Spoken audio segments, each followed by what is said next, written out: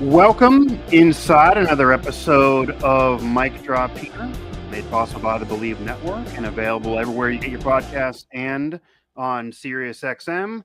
I am Mike Asti, and on this show, we are going to talk a little bit Pittsburgh, a little bit current with the Pirates continuing to suck, hence the title of the show right now, and the inner workings of all of that with somebody who's been covering this team all year and certainly been covering them for a while and killed two birds with one stone, because the same guest who's going to be discussing the Pittsburgh Pirates' miserable season will also be able to touch on some national news that I like to work in here on the show, and that is the news of the week with Pete Rose, Shoeless Joe Jackson, really the rest of the band players now eligible. If they've passed away, they're now eligible and they're off the permanently banned list. So could be eligible for the Hall of Fame. And I will talk with Will Graves of the Associated Press, who also is a Baseball Hall of Fame voter. Again, mic drop here on Believe in Sirius XM, Apple Podcasts, Sirius, Spotify, etc. So, Will, how you doing, man? I know you have a lot going on in your life these days. So how is it? At least the weather's cooperating for you. I am good. My two teenagers are winding up their school year, trying to usher them across the finish line. It's kind of hard keeping them from being distracted this time of year. It's kind of tooth and nail in a couple of classes for one of them if they want to have the summer that they want. But other than that, life is good. So it's much better than what's happening with the Pirates these days for sure. Yeah, not much to complain about in our lives, but Derek Shelton might have something to complain about. He's no longer the manager of the Pirates, and even some of the Pirates might have something to complain about for sure. And we'll see how much complaining you do here on this show. There might be some complaining from Will Graves, but yeah, you did tell me that the kids grow up fast. I have a toddler, so I'm not yet dealing with the teenage drama, just toddler drama. She just throws toys at me. She's upset. I don't really have to worry about suspending any summer privileges right now. I do want to jump in, and we are going to talk Baseball Hall of Fame. Will is a voter. Pete Rose, Shoeless Joe Jackson, the rest of the Black Sox scandal players, and that inner workings, and Will's thoughts on that news, and if he thinks they'll get in the Hall of Fame, because that's also still years down the line. People act like that's happening tomorrow or has already happened. Not the case. But we are going to start with the Pirates. This is a Pittsburgh-based show, and they're obviously having a miserable season. I've seen you talk repeatedly on, despite there being other miserable years, that this has been the worst in terms of the fan vibe, that when you're down at the ballpark, the atmosphere is by far the worst from what you've experienced in your years covering. And that's easy to also see with fans yelling at Bob Nutting and just the angst that's there. Why do you think the tipping point is this season? I think most people thought, going into the year, they weren't going to be that good. I would imagine they didn't do enough in the offseason, but yet we're here. And it does seem like there's even a little bit of a surprise from some media covering this team that, I didn't think this team was going to be good. I've covered bad seasons, but wow, this is a different animal. Why is Well, we're in the year 6 of the Ben Cherington regime. And let's remember from day one, from the day he was hired, Bob Nutting's mantra was, when it's time to win, we will spend money. Like he has said that, and Cherington has said repeatedly over the years, I believe I'll have the resources necessary to go and get good players when it's time to win. Well, it's time to win.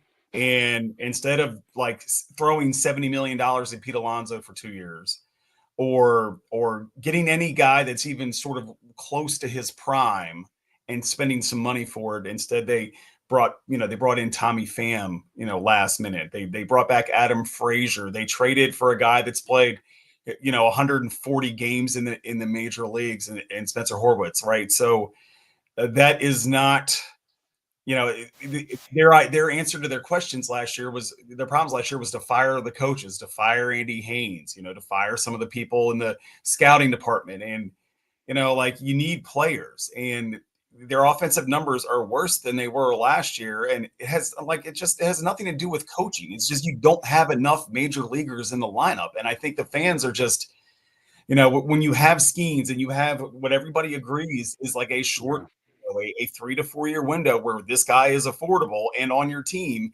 and you don't do anything to immediately capitalize on that, I think, whatever hope that Paul's arrival brought to this team has been sort of extinguished by the missteps of the people that make the decisions in terms of talent acquisition, in terms of, hiring, in terms of scouting. I mean, let's be honest. One of the reasons they're in this position in year 6 is because he has been unable to draft position players of consequence and make them bona fide major leaguers. Now, I grant for some of these people, Tamar Johnson, Connor Griffin, they're still super young. But I mean, Henry Davis was a 1-1, right? I mean, he was. He is not playing with a guy with that kind of pedigree, right? Nick Gonzalez. I think Nick Gonzalez is going to be a pretty good major leaguer. I'm not saying he's going to be an all-star, but I think he could be a 5 to 7 to 10 year major leaguer. But he's hurt right now. I mean, this is the story of their season. It's a home run in the opener and break the ankle like on the same play. Right? I mean, so and the thing about it is, and this is, and I kind of made this a point many times in the last 6 weeks. The off the field stuff, the mistakes that they have made, from the bricks, from the Clemente sign, from, I was 10 feet from Bob Nutting at the home opener when the plane flew overhead, and he kind of looked up at it and he was just kind of shook his head. And I'm like, this is real life, right? I mean, they yelled, "Sell the team" at the opener. And I pulled Kutch aside afterwards and I was like, dude, you've been here when they booed, but they're not supposed to boo today. And I didn't, to be honest with you, Mike, I didn't write this at the time because I wanted to I wasn't 100% sure that I had the context right, but he basically said, look, the fans understand the moves we made in the offseason. They understand why, and I understand why they're upset. I didn't report it in that context because you're saying Kutch said that? Is that Kutch said that? Yeah. I mean, so even Kutch is aware that they didn't necessarily do what they needed to do to upgrade it. I mean, and look, Kutch was one of the people they brought back, but he's one of at 38, he's one of their better hitters, and he should not be. And that's not because he's not a good player, but guys at that age should not be the most consequential guys in your lineup, right? And he is, which says more about the rest of the lineup than it does about him. He is still, look, I mean, we're going to talk about the Hall of Fame later. I got my first vote in the last year. Bonds and Clemens were on the ballot, and I was like, I'm never going to be one of those guys that just votes for a dude because he was good to me during his career. And some people do that, right? Some writers do that. But Andrew McCutchen is creeping his way into my, I could see, if I'm still lucky enough to be employed in 5 to 7 years, whenever Kutch gets on the ballot, I could see him earning a vote, not just from me, but his numbers are starting to, if he can play this year and get to, I mean, he has the MVP. He's about 320 homers now. If he can get close to 350 by the time he's done and get close to 2,500 hits, I could see myself checking his box. I think he's Hall of very good. And I think if you put him in, there are other players that have not got in that would have to be revisited on the classic committee. You might get a floodgate. That's right. But I hear what you're saying. That part of the discussion. I'm sorry, that'll be for later. But No, I hear what your point is, though. He is. Because it's also a popularity contest. We know that it works that way. He might get a vote or two, or maybe he'll get a bump because he is a nice guy. There's really no media member with an axe to grind with Andrew McCutchen, where that might even be the case. Yeah, so I get what you're saying there, and it also seems like that we're getting a little different McCutchen from his personality than we got before. And obviously when he was there before, that was a period where the team was winning and he was winning an MVP, but he comes back now, and when he doesn't get a start on a Saturday, big crowd there, he's very willing to throw on social media his displeasure in that decision. McCutchen wasn't doing that as much before. Now it was the infancy of social media, but it existed. He seems like he's trying to drop some. He also was in the lineup every day. Right, well, that's true. But he was also in the lineup every day, no matter what, back then. No, 100%. Yeah. But it just seems like he's very willing to say, "Hey, I'm upset." Pirates. Yeah, I mean, as bad as things are, I mean, let's not forget. In addition to all the stuff that's happened, you had in the last couple of weeks, kid fall out of the stands and almost die on the warning track, right? And then 5 days later, you got an employee taking his belt off to whip a belligerent fan. And Yeah. it's kind of the point that when they You fired can't make this Shelton, stuff so up. I was technically off the day that they fired Shelton. Of It was an course. off day, and I was technically off that day. I got a call from my boss. He's like, "Did you see the Pirates news?" This is like 3 minutes after the email came out from the team, the announcement from the team. And I answered the phone. I picked up my phone. I checked it. I go, okay, I got it. Don't worry about it. And you know, I was like relieved because it was like maybe the first normal thing that had happened with them in weeks, right? Oh, somebody got fired. Oh, this is okay. Yeah. This is just like standard. This is standard. Yeah. This is just the business right here, right? So Sure. that is the way that it goes. But I mean, I even so then like they fire him. Ben Sherrington has a hastily called press conference with thousands of ACDC, which coincided with thousands of ACDC fans, like congregating it. Like it was a Yeah. nightmare. Yeah. Anyway, but I asked Ben point blank, did you do enough in the offseason to upgrade the offense? And he basically said, instead of giving me an answer, he gave me a 2-minute filibuster on why he made the moves that he made. And I'm like, Yeah. It's a lot of no, that's not what I asked. I said, did you do enough? You're still last or in the bottom 3 in every major offensive category, and you switched coaches, yeah. but you didn't get any better players. And here we are, right? So, it's crazy to think. Like I think Don Kelly will do fine. He's playing with house money, whatever. In people, he is widely respected across baseball. I think no matter how this goes for him, he's going to be like Don Kelly will have a job in Major League Baseball after this season, right? Sure. But I mean, if you're Ben Sherrington, I wouldn't, to borrow a phrase, I wouldn't be buying green bananas, because like you are not going to be. Yeah. Like by the time those things turn yellow, he is very much, working to save his job at this point. And the weird part is like, why, I'm sort of curious, part of their business problems, like the bricks thing, the sign, the Clemente sign thing, that's a Travis Williams problem, right? Why does he still have a job? Yeah. Why is Sherrington, who has not been he's been able to identify and develop pitchers? I'm going to, we'll grant him that, but you have to score runs too, right? And like they have been unable to find impactful position players either via trade or signing them, drafting them, and then developing them. And that is when he got the job, he had a World Series on his resume. He was a GM of the Red Sox in 2013. Yeah. Yep. But there was this sort of perception that was the one-off, right? Like that was a sort of like a lightning strike year. He did hit on a couple of, like he had more money to spend in Boston, but he also hit on a couple of 1-year contracts with guys that became impactful players, Mike Napoli, et cetera. But, it looks like he is just not, he's not the guy. Right? He also said at the time, I remember, that he wanted the challenge. Like he was aware this isn't the same situation of the Red Sox, but I want to prove myself and do this thing, not just have the ring where I spend tons of money. But this challenge is clearly maybe more. I don't know if it's more than he bargained for, but this is a lot more difficult to even get the Pirates to respectability. Well, I think that they're around a really bad Red Sox team to a champion in 1 year, because that was a really bad Red Sox team that he spent a lot of money in 1 year later they win the title. And since then, yeah, it's been not much for him, no matter where he's been. I mean, I think that there is a little bit of I'm reporting this, but I'm sort of also, I think there is a little bit of a bait and switch. I think that he thought that, when it's time to win, we're going to spend money, and they didn't, right? Now he alluded to the day that when he talked after Shelton got fired that, hey, we were in on some guys, we didn't get them, whatever.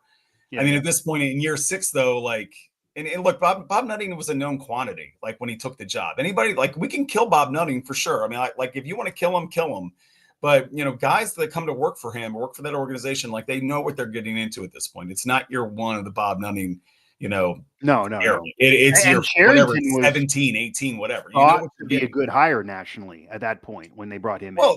Because of the resume. I mean, right. I mean, because of his resume. And it's not that I don't think he's a bright guy. I think he's a very bright guy. But, I mean, in year 6, you should have traction. Like in 2015, the year they won 98 games, late in the season, I did a story sort of on how they got to this point. And in the reporting of that story, I talked to Omar Minaya, who was the GM of the Mets at the time. And he said, when you start this rebuild, you're looking at year 6 to 8 is like the window, right? And so at that point, Neil Huntington Year 6 for Neil Huntington was 2013, and year 8 was 2015, and so they hit in that window, right? Yeah. But this group has not done that, and what they also haven't done that Neil Huntington was able to do is acquire veteran guys, and that were sort of like, the Pirates were sort of the home for wayward Yankees, right? Guys, the 100%. Yankees didn't want them to be around. Russell Martin, AJ Burnett, Yeah. like guys like that they were able to kind of bring them on, and that sort of helped fill out the roster. Yeah. And make them, but they also had homegrown players like Starling Marte and Andrew McCutchen and Neil Walker. No, it was a perfect marriage. Yeah, the number 3 starter on the Yankees, bring him aboard, he becomes the team leader, and then perform. And they have not done that. Yeah. They have not done that here. They've repeatedly taken 1-year flyers on Jose Quintana's and of the world, and they hit it a little bit and they flip them at the deadline, and they get a couple more kids. Like, it's just the discontent is because the fans understand that if they can't find a way to maximize this window with Skeens, how much longer is it going to be before you get a generational player on your team, right? So I understand the frustration, and it's like I'm not blaming them. I'm not going to blame the player. The players are literally playing as hard as they can, right? They are just at 1 through 9 or 1 through, if you want to go position players, 1 through 12 or 13. They're not good enough. That is not a competitive. How many of those guys on that roster would start elsewhere? Reynolds. Right. I know he's off to obviously a very slow start. O'Neal Cruz, Joey Bart, maybe Kutch, like a platoon DH situation. I could kind of see that. But man, once you get past that, how many of these guys would be on other rosters that are not Colorado or Miami or whatever? Like, The answer is not a lot, right? And so it is, like they're like on the bobblehead day. There's another. I was there for that. Another disaster day. I was in the clubhouse afterwards, and it was literally. And this is my year 14. That was what I was alluding to with McCutchen, because he didn't start that day, and that was when he tweeted. Right. He was upset. I'm standing there, and it was literally the quietest I had ever. Like, the only sound after that game for the 5 to 7 minutes we're waiting for Paul to finish getting dressed so we could talk to him was the air conditioning. Like that, that is literally the only thing you could hear. It was weird. Yeah. Like, I've been in losing clubhouses before. I've been in losing clubhouses after postseason losses. Right. It was the quiet, and then it happened again a couple of weeks later. Like, I think there was this. So that was one of the reasons I think Derek Shelton had to go. It's not his fault that this team is this bad. Do they make mistakes? Yes, they are not. I don't think they're particularly they're not particularly fundamentally sound. And when you say you have to win on the margins, like I think I said, like, during the Padres series, I turned to Kevin Gorman from the Trib and I said, this team has to lead the league in extra bases free bases given up because they threw to the wrong cutoff guy or they missed the cutoff. Like, just that kind of stuff that, my kid plays at Gateway High School in the Pittsburgh suburbs, and like there's some to borrow Mike Tomlin phrase, there's a lot of JV ball going on out there with the professional baseball team. And I mentioned this. You tell your kid, don't do this, don't watch the Pirates. Like Donnie Kelly's first game. And it's weird, and I tweeted this out, but like, I noticed this. There were maybe 4 or 5 pop fly balls hitting into the outfield, but shallow, right? So the infielder is running back and the outfielder is coming in, and I could hear them in the press box. We could hear the players calling, and there were 20,000. The Braves were in town, so there were 20,000 people there, and it wasn't super quiet, but you could hear them, right? Like, you could for maybe the first time all year in a non like Tuesday night game against the Nationals way, you could hear them communicate with each other. In an effort to be like, oh my God, we should probably try to clean this up, right? So, I mean, I think that, like, I think they can't play much worse, so I think they will get better. And if Nick Gonzalez comes back and is a productive player, and if if Jared Jones comes back, I mean, the thing is, the pitching has not been the pitching even without Jared Jones and Yohan Oviedo has still been really, really good. I mean, I want to get to a little bit of Skeens, because that's becoming a little bit of a polarizing conversation as well. Certainly in a different tone than where it was a year ago. Will Graves here of the AP, Mike Asti, mic drop with Believe in Sirius XM. As we are starting off this show, we will get to the Hall of Fame, as Will alluded to. Maybe he's going to throw a vote Andrew McCutchen's way. That could be some breaking news. But we'll talk about Pete Rose and Shoeless Joe Jackson and the rest of that bunch in that decision here in a bit. But sticking with more on the Pirates. Part of, I think, the hope for some Pirate fans who wanted to be optimists And part of why I do believe the angst boiled over this year, and you kind of painted the picture on all the PR disaster, which nobody could have predicted, the bricks and Clemente wall and things that just nationally people are like, what are you doing? Just boneheaded decisions. But on the field, year 6, not only is it the window to hit for any rebuild that you mentioned, but 6 years ago, you're not going to predict that you're going to get a generational talent like Paul Skeens, who has an her baseball historian like me. That rookie season's one of the greatest rookie seasons for a pitcher of all time, not just the Pirates, not just of this modern era. That's how great he was. And it's okay, rookie year, the team wasn't good. You kind of wasted that year, but fine. But I think there were some fans, even the most negative, that were thinking maybe even Cherington was thinking in his heart of hearts, okay, we have Skeens. Now there's going to be a little bit of spending. It's not going to be the Yankees or Red Sox, but there's going to be a little bit of an uptick because this is the window. That did not happen. And I think once the fans, all of the fans, even the most optimistic, because there were some that I'm sure you saw that even defended Nutting for years, once they saw that, okay, the year after Skeen's historic rookie season, there's still no different in the offseason and arguably putting a worse offseason together for you. That seemed like that really was the tipping point that got everyone together and decided, no, now there's going to be a billboard. Now we're going to yell at Nutting. Like, this is getting almost an ugly, toxic environment. I mean, it's not common for a fan to feel emboldened and so angry that they're yelling at the owner. You mentioned an employee and a fan are getting in a physical altercation. Like, there's just a lot of angst at the ballpark. Right. Not all of it is because and they're losing, but the it's just all this year. And I think because they did nothing in the offseason, everyone, whether you're an employee or a fan, a media member, when you walk in there, you're not in a good mood. Like, it's just this air of negativity. Yeah, I certainly think, certainly in the stands, it's absolutely that way. But I think one of the things that's starting to sink in too is that, this is not a solvable situation. Bob Nutting, for whatever you may feel about how he runs that business, he's not going to go Donald Sterling, Dan Snyder here and act in such a way that's going to get the other 29 guys that own teams. That's what you need. That's what you have to have them do if you want cash out, take your billions, and please leave it. Yeah, but that is not that's not going to happen. That is not. So I think there's this feeling of, oh my God, we're stuck with this, and it is. I mean, look. I don't want to. My very soon to be 16-year-old turns 16 next week.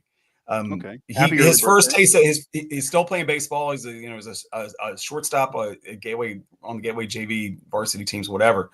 When he was young, his first taste of baseball were those 13, 14, 15 years, right? I mean, that was as he was 4, 5, 6 years old. So he literally, there's a Facebook memory that comes up during the wild card game in 15 where he literally he called out of school from elementary school. He was in first grade. Because he had bucko fever, but he had a fever. He did have a fever, and then when we got home, suddenly the fever was gone, right?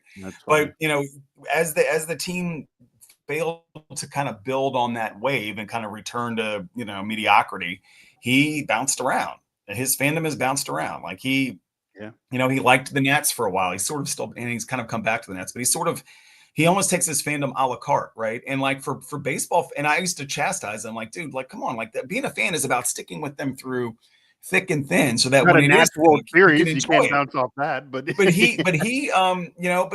the way that he consumes, sports these days through YouTube, through social media, he can kind of catch highlights of whoever he wants and pick who he likes, and I kind of feel like if you're a Pirate fan of a certain age, if you're a younger Pirate fan, maybe that's the way you should go. There are some people that you and I'm 50 years old, right? I'm in my 30s. Yeah. I grew up in DC. I grew up in the DC suburbs in the 80s. And, the first game I ever remember going to was an NFC championship game between Washington and Dallas. Right. So I mainlined that thing at 8 years old. And I have had to ride that for 40 some years. Right. And then finally, it looks like, maybe with Jaden Daniels, obviously for the first time in 30 years, happy days are back, right? But and there are Pirate fans that remember the Pirates teams of the late 80s and early 90s that remember the We Are Family team, and that was their experience. So they are hooked into this thing no matter what, because it's a very hard relationship to break. So I feel like I'm friends with a lot of these people in my neighborhood, right? But it will like, I almost be like, guys, like just find somebody else to root for. I mean, don't spend it. But like the problem is, like I was talking to a friend of mine who hates nutting, but still goes to 6 games a year, buys that 6-pack because in Pittsburgh in the summer when it's beautiful night and you can go sit in the stands and see the downtown and it's, like 78 degrees and the Pirates lose 9-2, like still a good time, right? Yeah, And and the so, like, attendance has been worse this year than in past seasons, but we'll get this. So I had one of the people that was behind the get out of town billboards on the show, and he during the show admitted that he frequently goes down, spends his money ticket as a fan, and he's just, as you're saying, like he's actively involved in the sell the team campaign, not just yelling it at. He's actively involved in that, and yet he himself is on the side going down and giving the franchise money that he is then also going on shows and complaining about. It is a weird, and he even admitted, like, I know that's bizarre and maybe I need to see a therapist about it, but I just can't stop. I'm addicted to it, and I'm also addicted into being mad about it. And that's how this marries together. But yeah, I mean, to relate to your son, like I grew up in a Pittsburgh suburb. So I grew up in the 90s. I'm in my 30s now. And I don't remember as much about the early 90s and when Bonds was there. I know about it, of course, was told about it from father and grandfather, but didn't really remember it as much. And then I remember horrible Pirates baseball.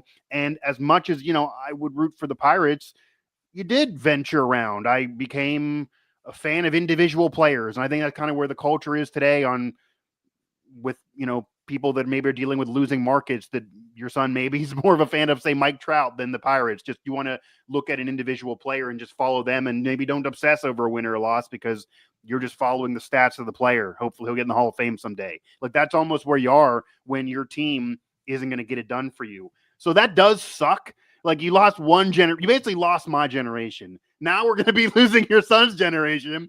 Like that does really suck. But the tipping point also exists that it's not even just people covering who are down at the game. I think this season stands out as a benchmark year in the future, regardless of what happens, because there are national media members like Bob Costas, for example, that are speaking out against the Pirates. It almost comes across, they're not Pirate fans. They're not there every day. It comes across like they're actually mad about this. Like this shouldn't just be the case where one franchise is almost irrelevant for so long and has 3 years in 30 with relevant baseball. They've had 4 years with 80 plus wins since Bonds left. That's insanity. And that is, again, a tipping point of this season, that you're hearing a lot more nationally from people that are not Pirate fans or even local media members, just taking time on their national shows to say, hey, just want to let you know, I'm mad about the Pirates. That didn't happen as much last year either. What's interesting, there was somebody from the MLB Players Association was at the happened to be in the press box on Friday, Friday night, and Donnie Kelly's debut against the Braves. And he and I ended up talking for maybe 20 minutes in the middle of the game. And there is his impression is that among the owners, there is a growing sense of, wait a minute, why am I paying into this, these luxury tags, this revenue sharing, so that Bob Nutting can make money doing this, when Bob Nutting himself is not trying to make money doing this? Why? Right. There's somebody, a parent of a kid my son plays with. I used to work at the stadium in the 2010s, and told me that, they were told that before the season started, payroll for the entire year was made. And everything that happened once the season started was just making money.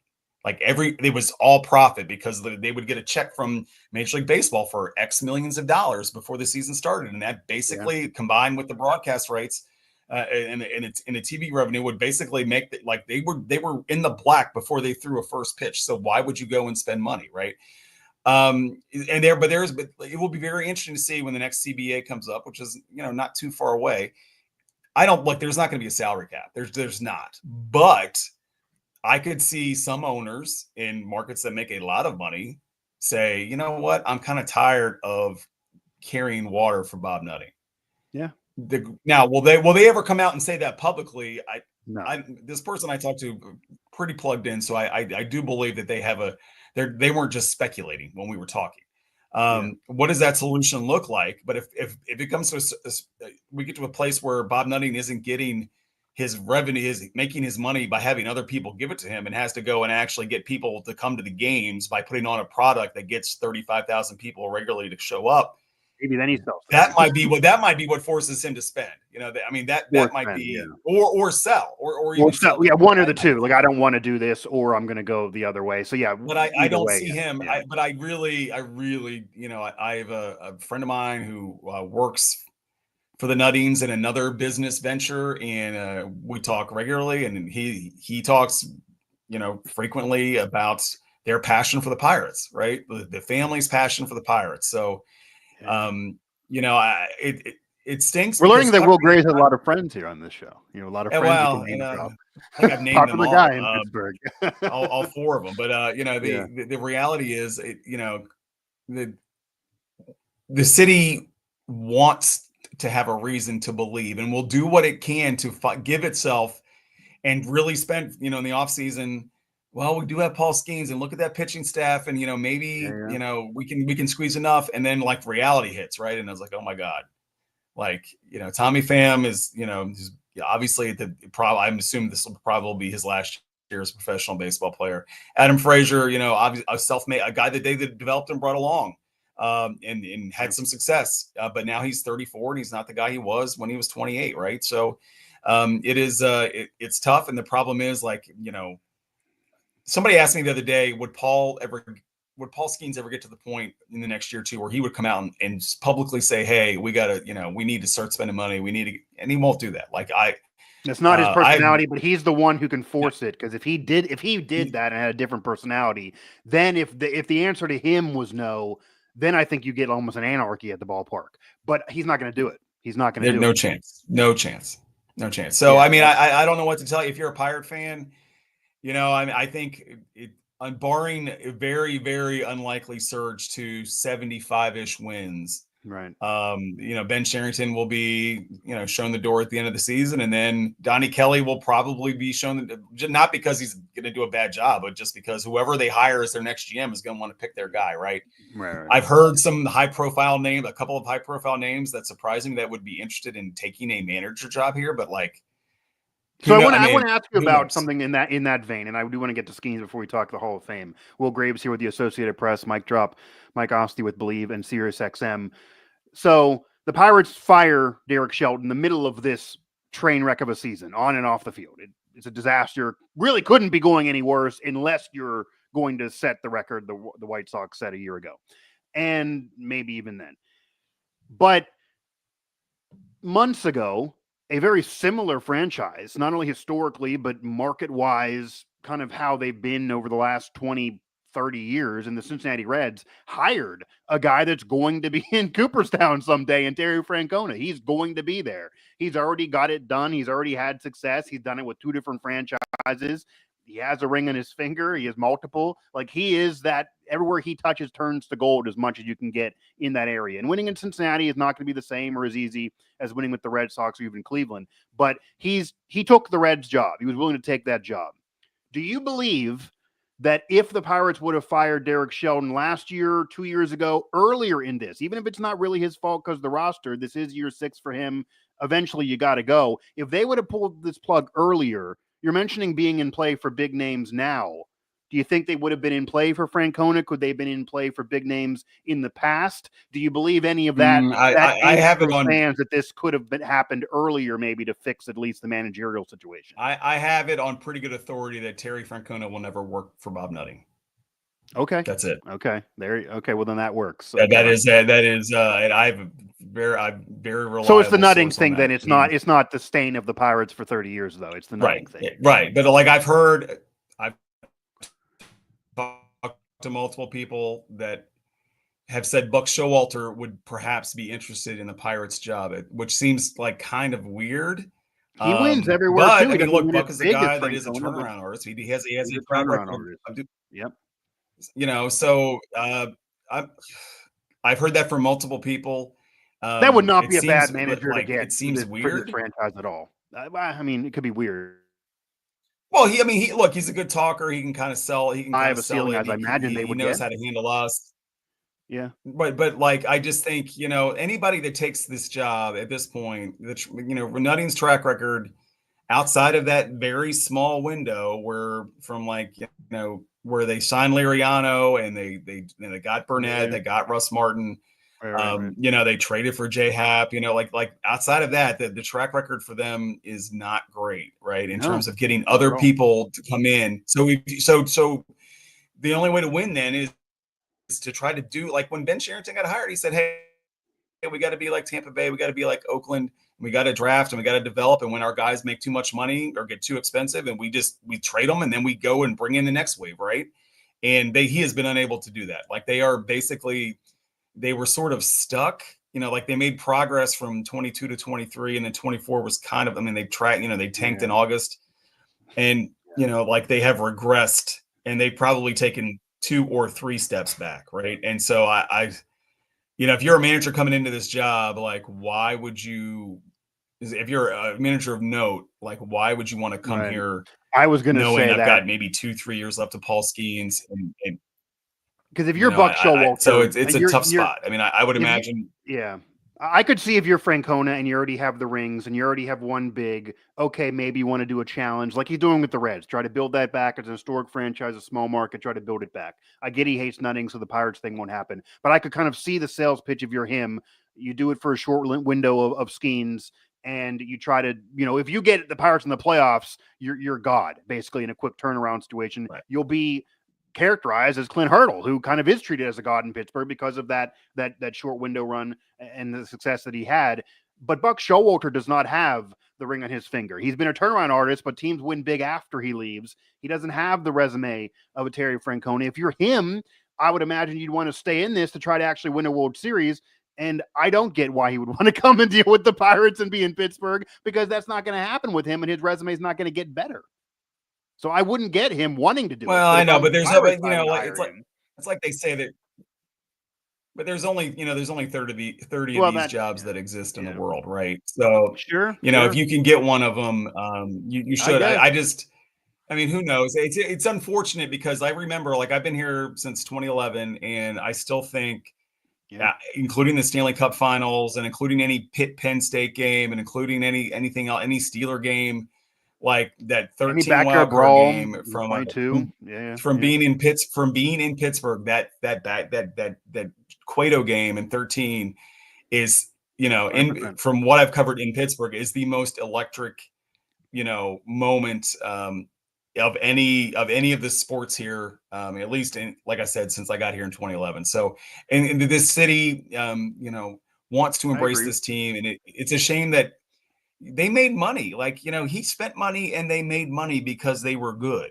So I just don't understand why you wouldn't. But he also, look, and I say this too to people that complain about him. He's a business owner and has the right to own his business however he wants, and you have the right to support it or not support it, right? So, but you know what's coming up now, and I saw this the other day.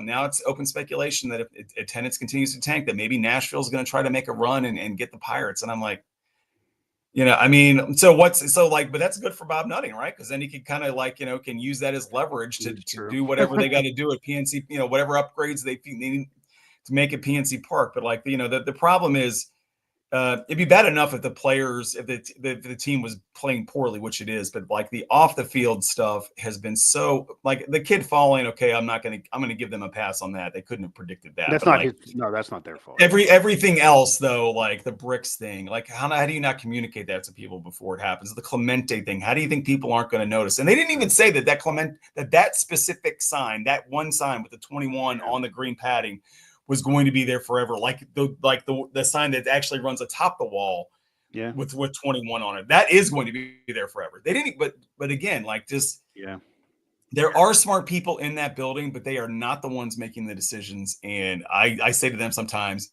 I hope you're getting paid enough, and they laugh and say, I'm not. But it's honestly even what Ben Roethlisberger actually said on his show about the sign, that if there was a meeting in which a company says that's where I want to put it, you need to be smart enough to say no, or you need to at least communicate things, but like, how do you not calculate the reaction that was going to exist? That's, I think, is what the most befuddling part. How do you not? You can make decisions. Not you. Sometimes you got to make decisions that aren't popular. But how do you not communicate? If you would communicate, hey, we're going to do this, but we're going to do honor in a different way, or this sign's permanent, this one's not. Maybe people would be more aware, or we're going to move the bricks because they've been there for 20 years and they have been eroded and they probably don't look that nice. Great, we would get it. But to say nothing and then have a video where they're in a dumpster somewhere, right? That's not a good vibe. They weren't even Pirates. That's a stupid PR disaster. Like, how do you not? They weren't even savvy enough to have it. They weren't even savvy enough to like have the brick shipped to like Erie and put in a dumpster behind like a Big Lots there or something. Like, it was literally like get in a truck and go 10 minutes down the road. To some random dump, which has a live cam on at all times that can get out. I mean, like, it was.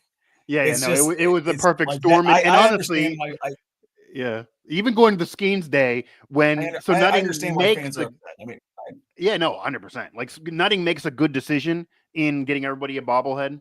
Okay, great. That was actually a positive decision.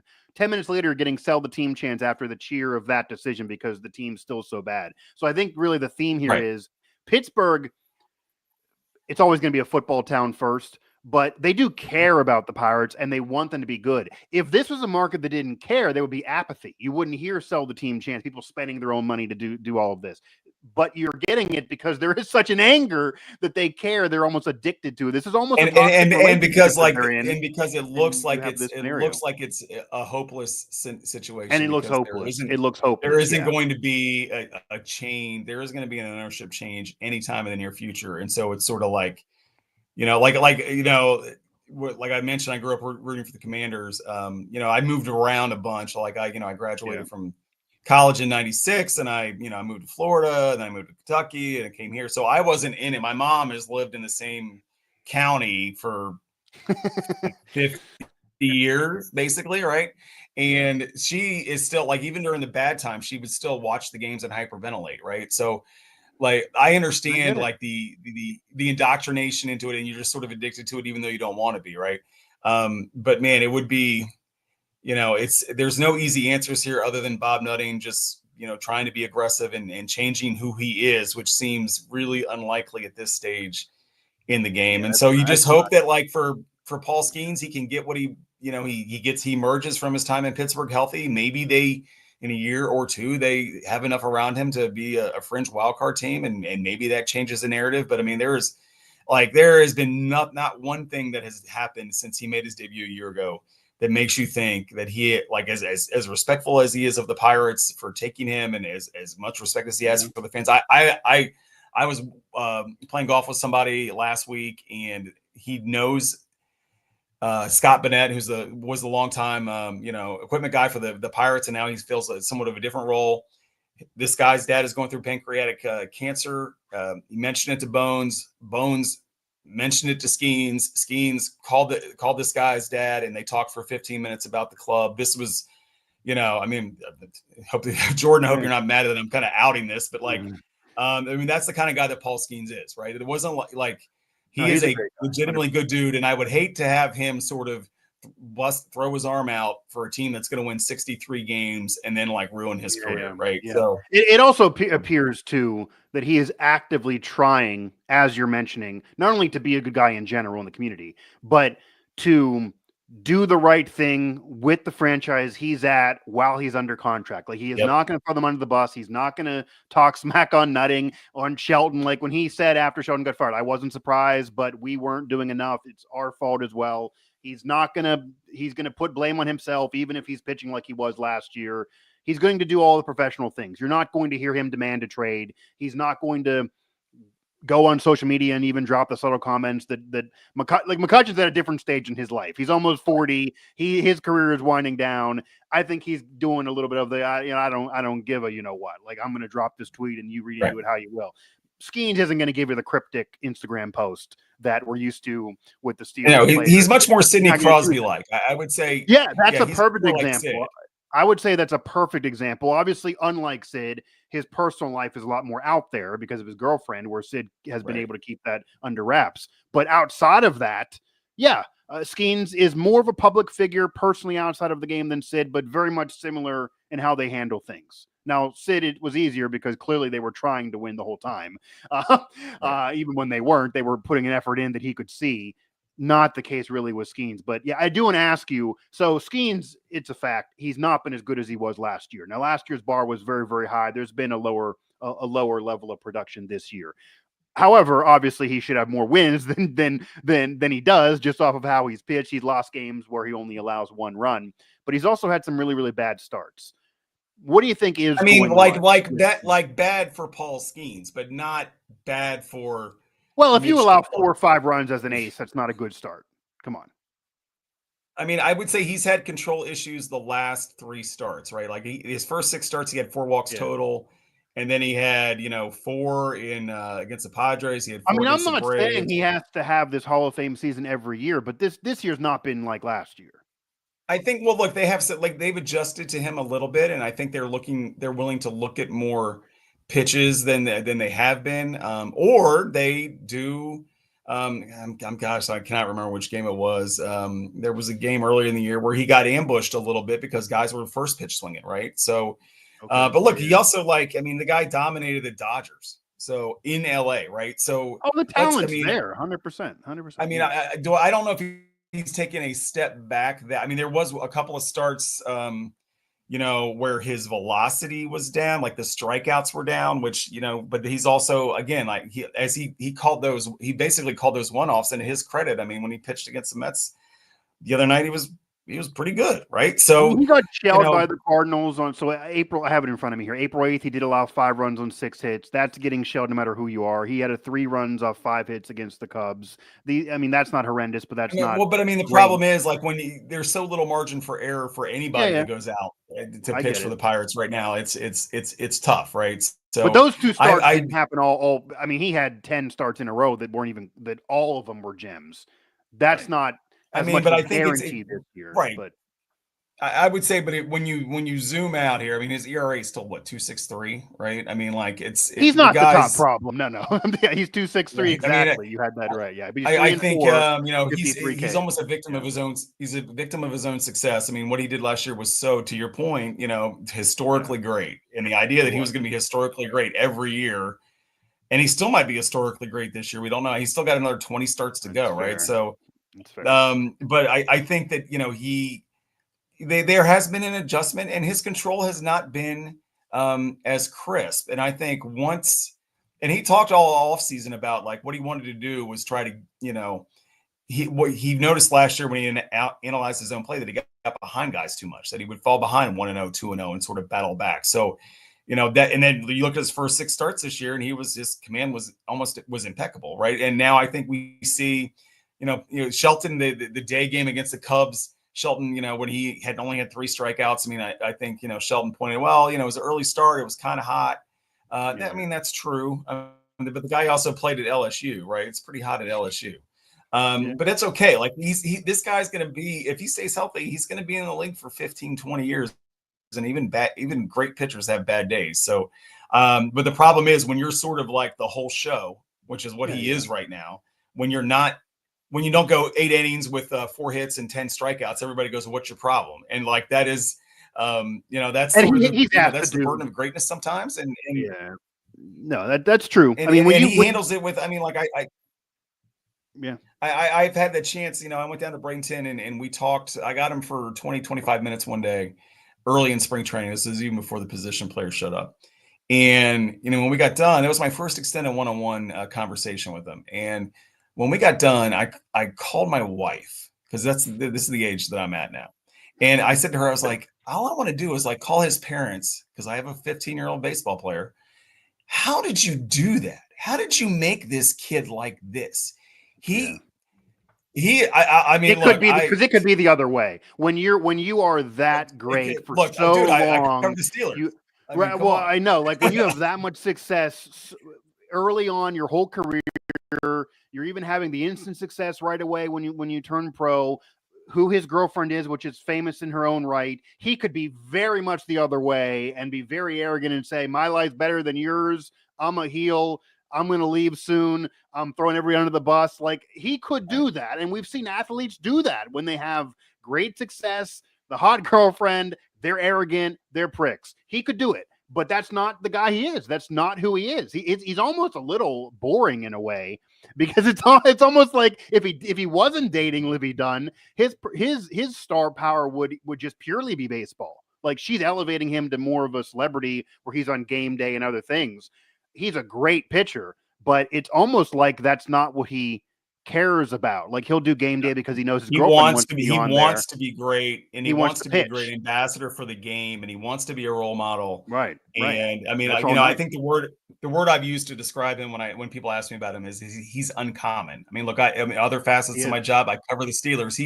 He's 2 years younger than George Pickens. Okay. Like, and you could not find two more diametrically opposed personalities in one market than Paul, guys in the same age, in sort of the same there's an example age demographic than Paul Skeens and George Pickens, right? So 100%. You know, I hope that he has success. I hope that, like, you know, I hope his fame doesn't affect him down the road like it does to your point, like it does other athletes. I've watched it. We were talking about this the other day at the Steelers, like watching Antonio Brown evolve from Antonio Brown 6th-round pick to AB over the course of, you know, 8-9 years. Like, it too. Yeah. It was you know, it was maddening, right? Because, you know, when I got here in 2011, he was still pretty approachable, humble guy. No, it was totally different. And then it became what it became, right? And I don't see any chance of that happening with Paul Skeens.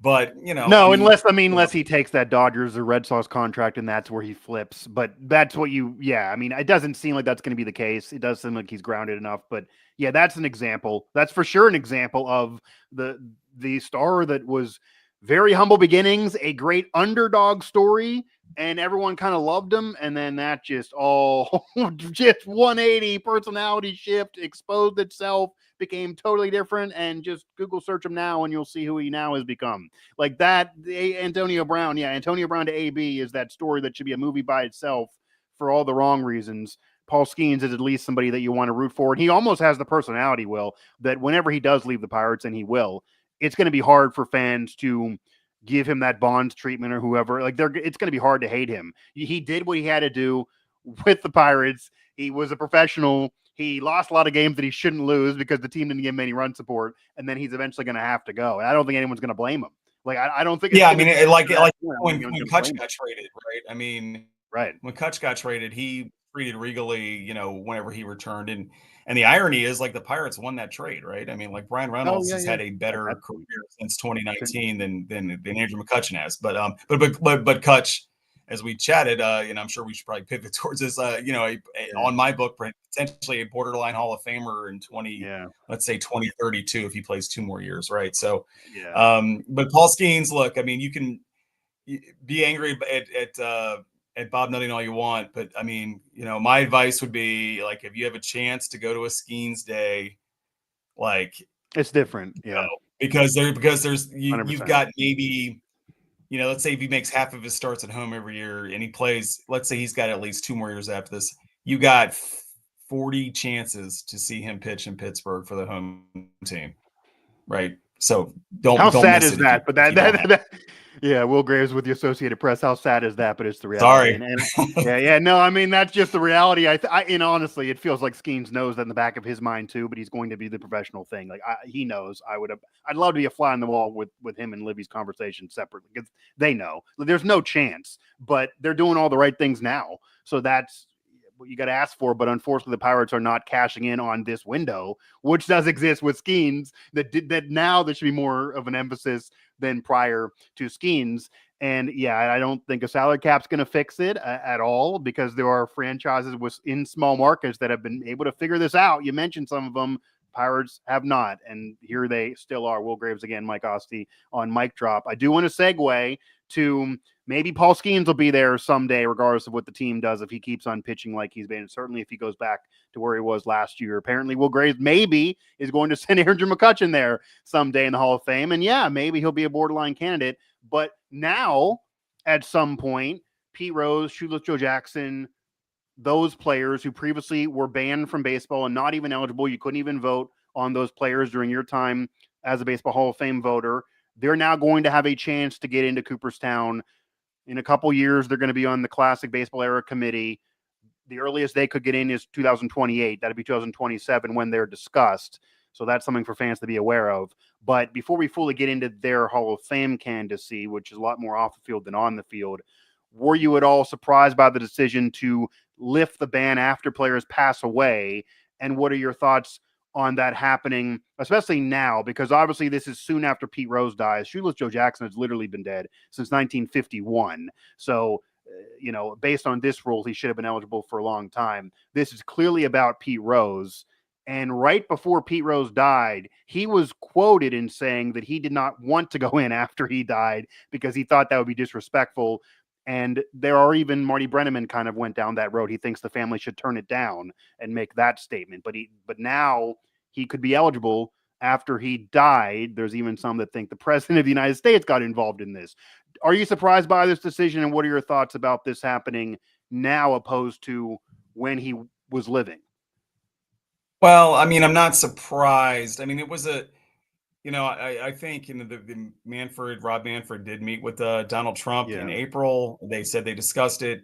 This is one of those things that's sort of a populist kind of thing. I mean, a lot of people, and look, I mean, it's, if you're going to be specific to Rose, it's hard to still, when DraftKings and BetMGM and everybody else is like a sponsor of everything from post-game shows to have patches on you, it's hard to kind of walk that.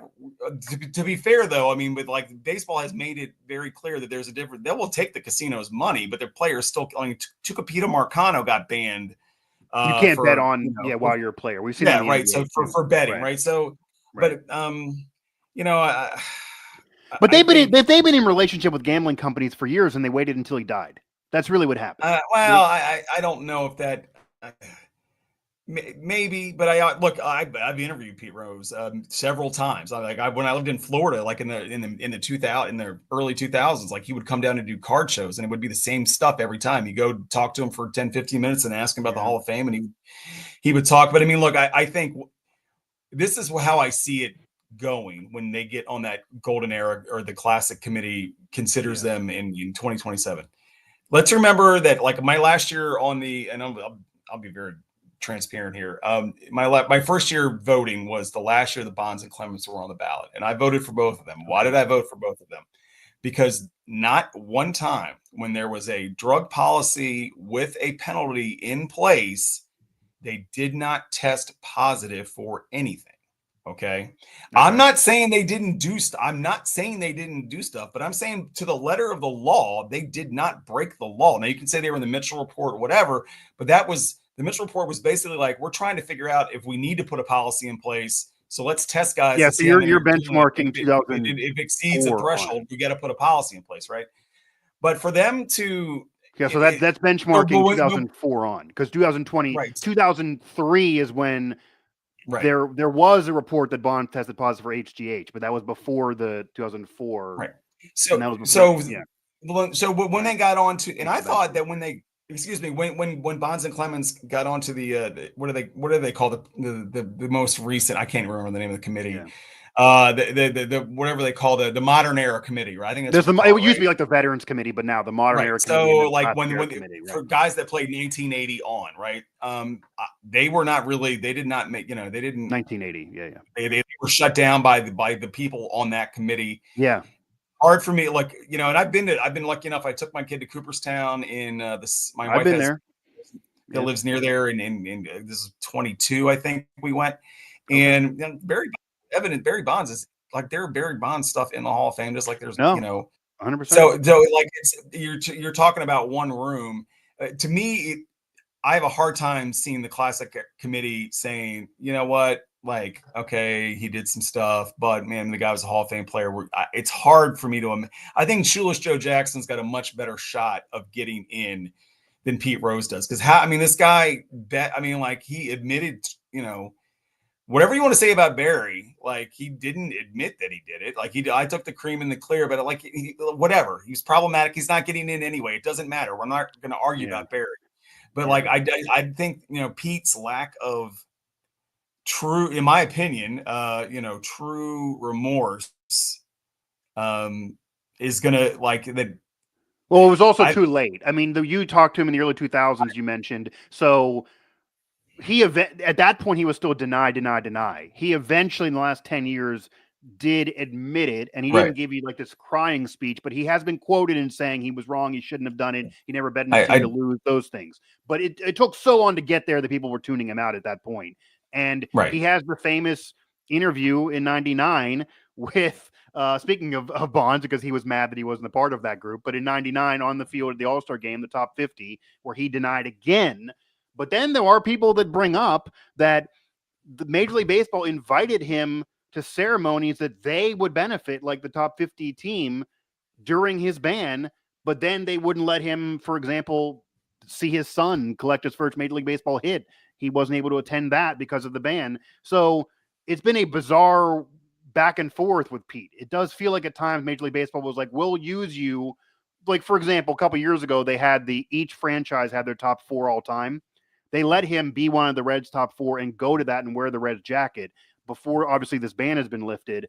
But then after that, the statement was out, you're still banned, you can't work in baseball, like, we're still mad at you.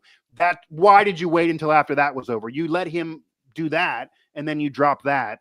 It feels a little bit like a using the time. Like, I mean, like the timing.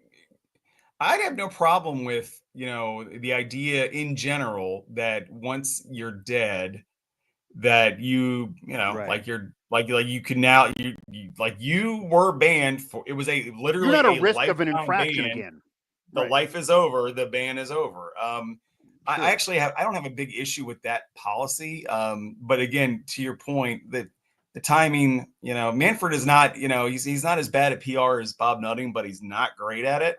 And the timing could be, especially when you've got another, 2 years before he could even be considered, right? So why put that out like now, right? Like, it's just seems really, or why not even do it? What You his could even have done motivations it. were for doing it now, but Yeah. Well, I know that I think there was even some language that Manfred did not lift it because he admitted he even considered it a couple years ago, which Pete Rose would have obviously been alive. But part of the statement added the language of, well, now that Pete Rose, and this is paraphrasing, now that Pete Rose is dead, he's no longer, I believe the wording was, he's no longer a concern for another infraction, meaning that they're not worried that he's going to do this again or embarrass us again because he's obviously dead. So that's kind of what you're saying, that if you're banned and then you die, you no longer are a problem to the group, like you are passed away. But to admit that you thought about it a couple years ago, Pete was speaking out the whole time. The president was talking. Trump talked after he won the election, but before Pete died. So Trump speaks, you still let it linger. Then Pete dies, and we're getting a few months later. Like, the timing of that just feels like you waited for him to die. Like that's what it feels like. And you can't predict a death, but it almost feels like that once he died, there was that monkey off the back of Manfred and company. It's like, okay, now we can have a real conversation. And if I'm Shoeless Joe Jackson's like great grandson, I'm livid because he's been dead a long time. So that language doesn't work for me. Like, this is clearly again about Pete Rose. Now, you mentioned that I do want to kind of ask you something. You mentioned that you voted for Bonds and Clemens. Was there a reason why you singled them out? And I'm not against them being in, but the reason why I asked that is there are some that they are like a different conversation. They voted for them, but the Manny Ramirez's of the world, the Sammy Sosa's of the world do not get their vote. Why would you vote for Barry Bonds in comparison to Sosa? I think we all agree Bonds was a better player than Sosa, but if you're taking steroids off Sosa's resume, he had 360 home run seasons, Bonds had 1. Like, Sosa would have got in if we never. Well, I mean, to be, not as good as Bonds by any means, but just out of curiosity, I would shift the conversation to like Manny, for example. Manny tested positive Manny twice, did test and the positive, third time he tested positive, he decided to retire instead. Like, A-Rod took a year suspension. A-Rod did take, right. I mean, A-Rod took a year suspension, right? It's like, to me, so it's the like, if you proof is where you are. if you got caught doing something, like Rafael Palmeiro should be in the Hall of Fame. He should be, but That's a he better tested one then. positive. That's a But better he's one. not. Right. Right. You That's a know, I better one. mean, he's 3,000 hits and 500 homers. That's boom. Sure. That's automatic. It should be Yeah. automatic. And So that's a instead, he's better like, one. and then like, I mean, I remember I even got duped when he went in front of the Senate committee, and he said, he pointed, and I was Yeah. won over. I was like, oh, this guy's doing Yeah. it, and then like he literally tested positive like a week later. I mean, so Yeah. to me, it's like, am I getting off on a technicality with Bonds and Clemens because they didn't test positive when there was a specific drug policy in place? Yeah, but I mean, like, they deserve under the legal system, they sort of deserve, in my opinion, the benefit of the doubt. It doesn't, Yeah. but it's like the problem is like, and look, I've got guys in the AP that vote, and they vote for everybody, right? I mean, they vote for Manning and A-Rod and I will everybody. I tell mean, you, and I don't have a vote, everybody but can make their own decisions. yeah. For me, if you tested Yeah. I positive, get that. you're out. I get Like, that thinking, and and got penalized, you're out. yeah, I mean, I get that thinking, and it does make sense to separate it. I mean, for me, I so I 100%, think that Bonds was aided in a way by steroid use. I do believe he juiced. I mean, that it's hard to believe he didn't. When you look at his body shifting, when you read the books, even the technicality that you're kind of admitting to of the pretty much 99% belief that he tested positive for HGH, but it was the year before it was a thing like that. You are kind of getting off on a technicality a little bit if you're Bonds. He only played the 2004 benchmark. He then retired in 2007. So he only had 3 years where he was even getting tested, where it was a thing. So that it may be a technicality. I do believe he used, and I don't believe he'd have the single season or all-time home run record without using in a way. He wasn't on pace for it. Would he be a Hall of Famer without it? 100%. He would have been there anyway. But Right. I also don't have a problem with them being in, and this goes again back to Pete Rose and Shoeless Joe Jackson, for the argument of it is a Hall of Fame, it is a museum. You cannot tell the story of the game without these players. As you mentioned when you were there, I've been there too. I think a lot of casual fans who've never been there do not get this part, that you go to the Hall of Fame, and if you didn't know they weren't in, you wouldn't figure it out by being there. If you lived under a rock and you just were dropped into Cooperstown, you would guess they're in because their bats, their gloves, their artifacts. Pete Rose, I mean, there's a whole there are things from these guys that you would not imagine would be there because either they were banned or because they're kind of, quasi banned by the writers as far as the Hall of Fame. So I wouldn't have a problem, but I would be more of, if you're going to open it up for one, you got to open it up for everybody. That kind of is more of where I'm at now. If you had a vote and you aren't a part of this classic committee, would you put Rose and Jackson in? And is there a separation there? You kind of alluded to that a little bit, that Jackson would have a better case. I agree. I've written about this. I do actually think, I mean, this is an illiterate man back then who was making no money. He did take money and did admit it, but he also hit 375 in a World Series that he tried to throw. I'm sorry. You can't try to throw a World Series you hit 375. I'm never going to believe that. So I do think his case is way more legit. But what would you do if you were in any way in that room and those two guys are brought up? I mean, I think when you talk about the history of the game, and integrity of the game is such an important part of how baseball views itself, right? I mean, like, even maybe more so than the other sports, because it's the one that has been sort of entrenched into the fabric of the country longer, right? Yeah. The gambling thing, and yes, I know he bet on his teams to win, but I mean, like, it's just. Like, Yeah. he's a Hall of Fame player. He's a Hall of Fame player. Oh, Nobody's arguing that 100%. part of it. But like, Right. and there are a bunch of bad dudes in the Hall of Fame. There are a bunch of bad dudes in the Oh, Hall of yeah, Fame. yeah. But man, like, but the betting is like the third rail. That's the one thing. Like, you can be a racist. You can beach people you can have domestic violence stuff against you. Like, there are bad dudes in the Hall of Fame.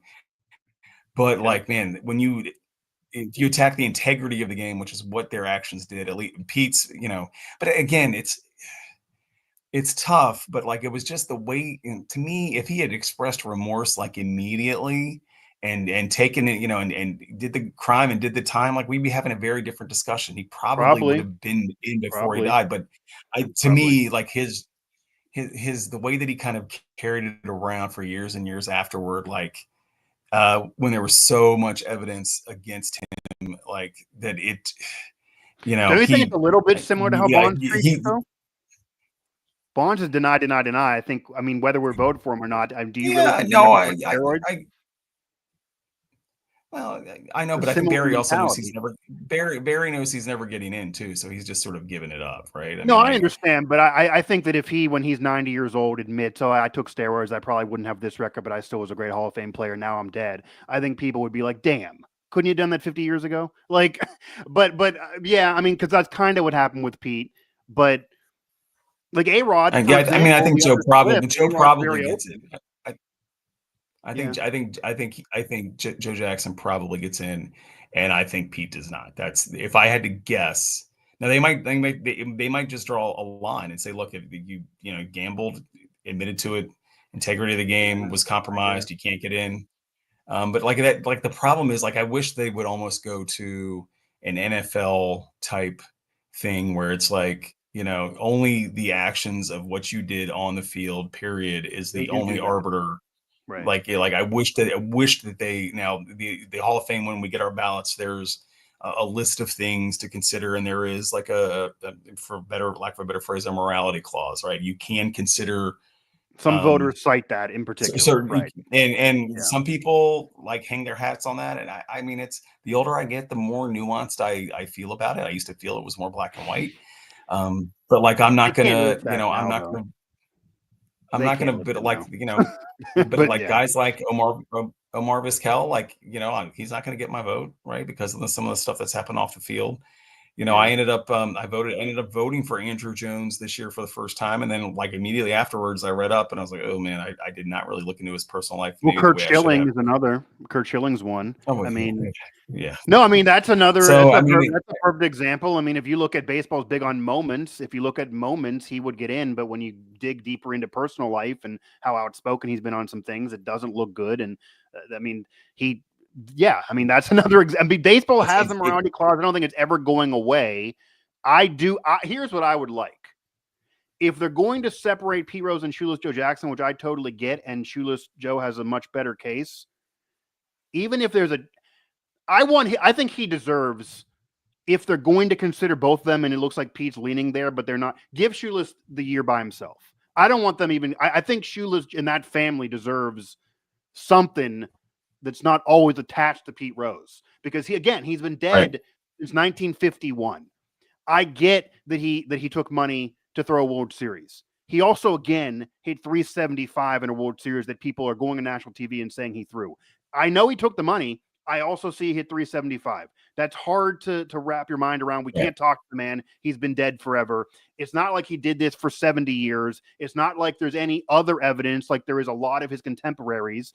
And quite frankly, I'll throw a name that no casual fan will know, but Cap Anson bet on baseball. Cap Anson's a horrible human being. Cap Anson's in the Hall of Fame from an era right before Shoeless Joe Jackson. It's not like it was 100 years before, right before. So I think Shoeless Joe has suffered enough, quite frankly. I think any descendant of him should be able to stand up there and be like, yeah, he's in. And then worry about Pete after that. If they group them together, even like the national coverage now, it's the two are in the headline and then it's 10 minutes on Pete Rose and nothing about Shoeless Joe. Right. If they put him in the same year, it's going to be all Pete Rose. Shoeless Joe's, great grandson will have 2 seconds of a speech and that'll be it. I think Shoeless Joe's family needs to start getting on some microphone and talking and have this be more of a thing, because I feel like I'm the only one who cares about Shoeless Joe's legacy out there. It's almost like everyone's just, well, he's been dead forever, so we're done. You'll like this. Actually, I was in a debate with Bob Herzl about this, who obviously a baseball historian himself and covered a lot of baseball over the years. And he kind of agreed, but then just made the joke of, well, it's about time maybe someone will get him some shoes if they get him into Cooperstown. So yeah, so that's just loving Bob. But I think Shoeless Joe deserves the moment. I do think he's a separate case. So he's hard. And Shoeless, Again, right. it's a separate And thing. Shoeless Joe wasn't, you know, didn't spend the last, 35 years of his life, mostly railing against, being so outwardly defiant about something that was so obviously true, right? So in an age when everything is recorded and held on to, whereas we have, I mean, who knows? I've not read what Shoeless Joe's last interview was. I don't know what he said, His right? last interview, So I yeah, mean, man. in movies, but right. I mean, I think that's sort of, that's going to color the voting for like, but we've also got 2.5 years before that committee meets, and who knows? I mean, maybe there will I be a just also hope. softening. Yeah, I just But also hope they don't group the whole Black Slug 8 together, because I think Shoeless Joe again should be a different case. If they just group them all together, and because there's other players with some stats, but I just can't get past hitting 375 in a World Series that he supposedly threw. Every other player on that list didn't perform. Like, you want to get a real conspiracy as we wrap things up. I kind of buy the conspiracy that he took the money, went to the meeting with the Black Sox 8, agreed to do it, and then he tried in the series. Because there's, I mean, we again, certainly like, that's what happened in that's what happened in Pulp Fiction, right? Bruce Willis took the money and then he beat the guy up anyway, right? So I mean, like, that's what he was better in the World Series he lost than he was in the World Series that he won. It's just not, I mean, you can't ask your son, can you hit 375 in 7 days in a row and, try to lose? Like, that doesn't work. There's not like 7 errors either from him defensively. There's no evidence of throwing this World Series. right. But nonetheless, I do hope he's a separate case. I do hope he gets his moment. Pete will be interested. There's also no, pedophilia accusations on Shoeless Joe that are existing with Pete Rose. There's more to the Pete Rose story than just the betting. If it's me, I wish we could get to the NFL's level where you're separating, because it's not the Hall of Very Good People. It is the Hall of Fame. He is one of the greatest hitters of all time. He's a very versatile player. He won everywhere he was, played a myriad of positions. There's just no way to deny that resume for me, but it also is partly, Pete's own fault. And, part of why Alex Rodriguez is probably going to have a better chance and get more votes than Bonds ever got is because, unlike Bonds and unlike Pete, he's very, I was wrong. I'm sorry. Let me get back in society. That probably would be a better recipe. Like, we forgive that, but the deny, and especially in Pete's case, because it was always in these public, like, at least Bond doesn't like talking. He did these public interviews, and it just was all kinds of bad. I have some stories off the record I could share about Pete Rose as well, but I started off my media career interning off somebody who previously worked for Pete and helped him bet. Actually, so Pete also was a really bad gambler, even though he was a great player. He bet against the Lakers a lot in the 80s, apparently, is what I was told. But nonetheless, Will, I appreciate the time. I appreciate the journey on modern day baseball and covering the Pirates and how bad that is. And then the conversation on great players, but, maybe bad guys, but some news of the day. We'll see. It is a couple years away for them to actually be considered. Their stuff is already there. Although, ironically, I don't think there's much of Shoeless Joe there as well. So I'm going to be on the banging of the drum, getting Shoeless Joe in the Hall of Fame. We'll let, Pete, we'll see where that goes, and we'll see if the Terrell Owens thing happens. Because if you remember, Terrell Owens was okay. Yeah. You want to put Moss in right away. You made me wait 3 years. You put Moss in right away. My numbers are the same. We have a similar resume. I'm not going to show up. And the Hall of Fame never thought he would do that in the Pro Football Hall of Fame. I know for a fact they're mad about it still, and that relationship's never been repaired. Will Pete's family actually vocally say, you vote him in, he's going to be there, you'll get a plaque, but we're not going to go? Like, will they make it more of a thing? We'll see. Maybe. I mean, I would counter. I would say that, like, in a weird way, he's more famous because of this than if it hadn't happened and he just could be retired with 4,100 hits or whatever he got to. Like, I think that in a weird way, like, he made. Like, the baseball would have benefited from having him be involved in the game. Like, I will grant you he that. Would have been a great hitting coach. He was a great manager. He left right before the Reds won a World Series. Maybe he would have been a Hall of Fame manager as well. Those things could have happened. Yeah. Right. But he also made a fair amount of money, like being Pete Rose the last 35 years of his life. So yeah, I mean, he signed autographs down the street from Cooperstown. Yeah, like that wouldn't have happened. So, no. He became. There are casual fans that never saw him play that know more about him because he was the guy that didn't get in. That obviously has the resume to get in. And yeah, I mean, you could certainly argue that maybe he became more of that special figure. But we'll see what happens whenever they are up there again. Will Graves of the Associated Press. Will, I appreciate the time, and I hope your son is able to have the summer that he wants. Me too. Yeah, me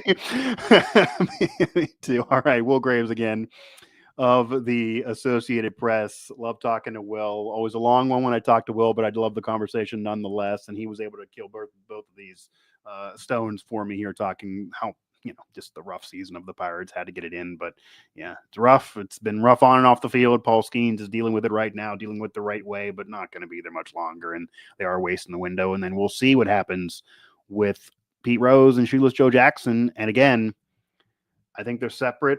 I think Shoeless Joe has a better case. I get if you want to say cheated on the field with the steroid guys, but it's just a different ball of wax. I do think it's a museum, and I would put him in, maybe an asterisk, maybe put it on the plaque.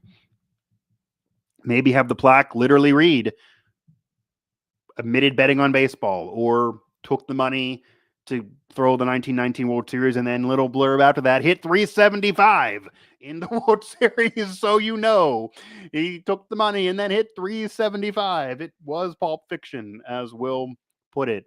Again, make sure to hit us up here everywhere you get your podcasts. Find Mic Drop with the Believe Network and on Sirius XM. And of course, find us Apple Podcasts, Spotify, TuneIn, Google Play, etc. That'll do it for this edition of the show. You can find me everywhere you can on social media there at Mike Asti 11. And again, Will and I both dropped the mic on this show. But again, you can find the rest of Mic Drop with Believe in Sirius XM. And more of these to come, unless something in my personal life interrupts. So maybe a break coming up for me, but more of these likely to come, where we kind of marry the current and past. And again, drop the mic as always.